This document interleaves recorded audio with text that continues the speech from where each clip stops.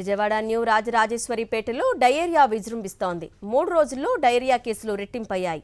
Diarrhoea బాధితుల సంఖ్య 194కి చేరింది. ఆసుపత్రిలో 106 మంది చికిత్స పొందుతున్నారు. తాజాగా మరో వ్యక్తి ప్రాణాలు కోల్పోయాడు. కూటమి ప్రభుత్వం మరణాలను దాచే ప్రయత్నం చేస్తోందని పలువురు ఆరోపిస్తున్నారు. మరోవైపు న్యూ రాజరాజేశ్వరిపేటలో మున్సిపల్ ఫుడ్ సేఫ్టీ అధికారులు తనిఖీలు చేశారు. 51 ప్రైవేటు వాటర్ సప్లై దుకాణాలను, ఒక బీఫ్, 9 చికెన్ షాపులను సీజ్ చేశారు. ఇదే అంశంపై అప్డేట్స్ మా ప్రతినిధి అశోక్ అందిస్తారు. అశోక్, చెప్పండి, డయేరియా కేసులు మరింతకంతకు పెరుగుతున్నాయి. మరి అధికారులు ఎటువంటి చర్యలు చేపట్టారు? బిందు, ప్రస్తుతం కనుక మనం చూస్తే న్యూ ఆర్ఆర్పేటలో దాదాపుగా ఇప్పటికీ 250 కేసులు నమోదైనట్టుగా కూడా కొద్దిసేపటి క్రితమే మంత్రి నారాయణ ప్రకటించారు. అయితే బాధితులకు సక్రమంగా ఇక్కడ ఏదైతే వైద్యం అందటం లేదని బాధితులతో పాటు సిపిఎం నేతలు కూడా ఇక్కడ వచ్చి మంత్రి నారాయణను నిలదీసిన పరిస్థితి.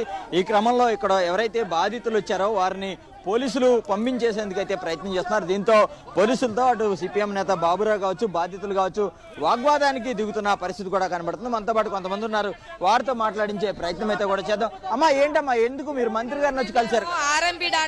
ఆర్ఎంపీ డాక్టర్ల దగ్గర 4 రోజుల నుంచి చికిత్స తీసుకుంటున్నాం.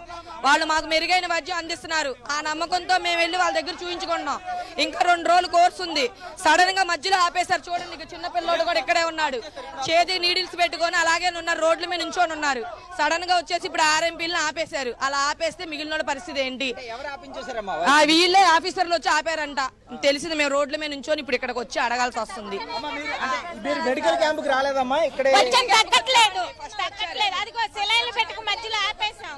ఫస్ట్ మెడికల్ క్యాంప్ కి వచ్చామండి. సెలైన్ ఎక్కిచ్చారు. అయినా బాబు బాగా వీక్ గా ఉన్నాడని చెప్పి మేము ఆయన దగ్గరికి వెళ్ళాం. ఆయన దగ్గరికి వెళ్ళాక మాకు కంట్రోల్ అయినాయి, కొంచెం కోలుకున్నారు. ఇంకా 2 రోజులు చూడండి, నీడిలు పెట్టుకొని చూడండి, మేము రోడ్ల మీద నుంచొని ఉన్నాం. ఈ పిల్లల్ని పెట్టుకొని ఇంకా ఇప్పుడు అవి కూడా మూపిచ్చేస్తే మా పరిస్థితులు ఏంటి?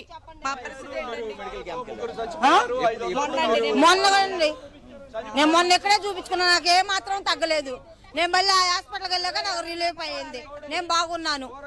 అది సార్, ఇప్పుడు తింటాకైనా ఉండాలి కదా సార్, కొట్లైనా ఉండాలి, హాస్పిటల్ ఉండాలి. అవి మూపించేస్తాను కదా సార్. పొద్దున కనుక తింటాక టిఫిన్కి ఇబ్బంది పడుతున్నాయి. ఏమన్నా పంచాలి కదా సార్. అది కూడా బియ్యం కొట్లు లేవు, ఏం లేవు. పిల్లలు చాలా మంది పిల్లలు ఉన్నారు, మరి ఉండాలిగా.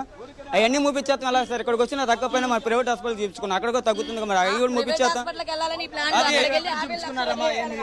ఎక్కడే లేదండి. పిల్లడు వాంతులు చచ్చిపోయాడు. మా అల్లుడు శివయ్య కొడుకు మన్నయ్య చచ్చిపోయాడు అండి.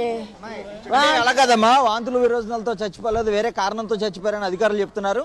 కాదండి, ఇరేషనల్ వాంతులు అండి, చచ్చిపోయాడు మనిషి.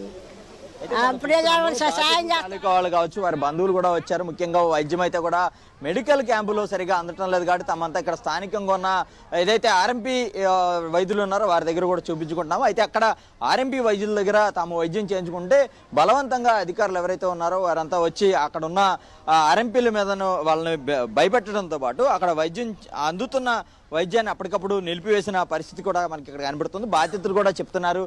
సిపిఎం నేత బాబురావు బాధితులందరినీ కూడా తీసుకుని వచ్చి ఇక్కడ మంత్రిని కూడా నిలదీసిన పరిస్థితి కనబడుతుంది. మనతో పాటు బాబురావు గారు. సార్ చెప్పండి, ఏమంటున్నారు సార్ మంత్రి గారు? మంత్రి గారు సహాయం మిగతావి చూద్దామంటున్నారు తప్ప చేద్దామనే మాట అట్లా. కనీసం 10 లక్షల రూపాయలు నష్టపరిహారం ఆ కుటుంబానికి ఇవ్వాలి. పైపెచ్చి ఏమడుగుతున్నారు? మందు తాగటం వల్ల చనిపోయారని. మందు అలవాటు లేని వాళ్ళు ఎవరు?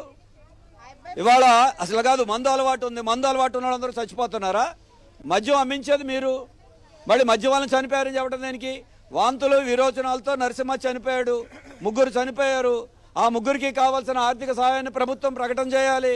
మంత్రి గారు వచ్చారు కాబట్టి ఆయన బాధ్యత. మరి వాళ్ళు తీసుకెళ్ళాలి, అంత్యక్రియలు తీసుకెళ్ళాలి. సహాయం చేస్తే అందరికీ ఆదుకున్నట్టు ఉంటుంది. దానికి తోడుగా ఈ రోజున వైద్యం చేస్తున్న ఆర్ఎంపీ డాక్టర్లు ఇప్పటికిప్పుడు మేము చూసాం. ఒక డెంగ్యూ పేషెంట్కి సెలైన్ ఎక్కిస్తున్నారు. సెలైన్ ఎక్కిస్తా అంటే మధ్యలో సెలైన్ తీసేసి ఆర్ఎంపీ డాక్టర్లు ఉంటాను వీలేదన్నారు. మంచిదే, మీరే చేయండి వైద్యం. మీరు చేయక వేరే వాడిని వైద్యం చేయనీక ఎలా వాళ్ళు ఉండాలి? 2 కూరగాయల షాపులు మూయించడం ఏంటన్నా? కిరాణా షాపులు మూయించడం ఏంటి? బ్రాందీ షాపులు, బార్లు మాత్రం తెరిచి ఉంచడం ఏంటి? ఇదేనా వాళ్ళు చేసే పని? పోనీ వాళ్ళందరికీ మూసేశారు. ఇంటింటికి ఆహారం అందించండి, మంచిదే కదా. ప్రజల ఆరోగ్యం కోసం చేస్తూ ఉంటే దానికి తోడు ఇవాళ ఆసుపత్రుల్లో 50,000 లక్ష రూపాయలు ఖర్చు పెట్టుకుని ఉన్నారు.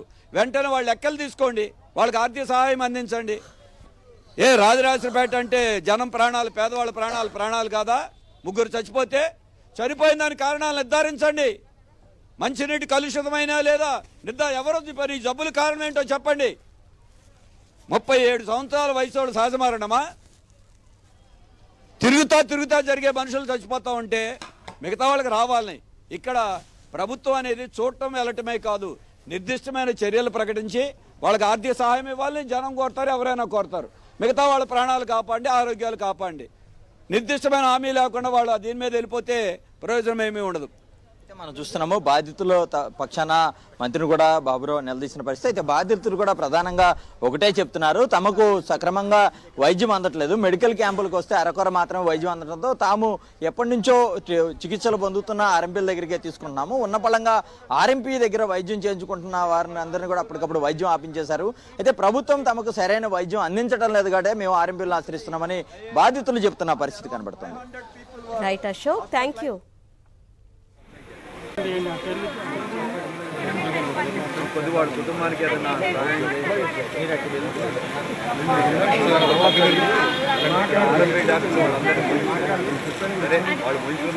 మధ్యలో ట్రీట్మెంట్ ఆపేస్తే మేము భయపడాల్సి వస్తుంది. ఇప్పుడే సగం భయపడతా ఉంటున్నాం. ఇప్పుడు వెళ్ళొచ్చేస్తేనే కానీ ఇక్కడికి వచ్చాము. దొరకపాలలో మనకి ఫుడ్ కూడా మనం సప్లై చేయాలి.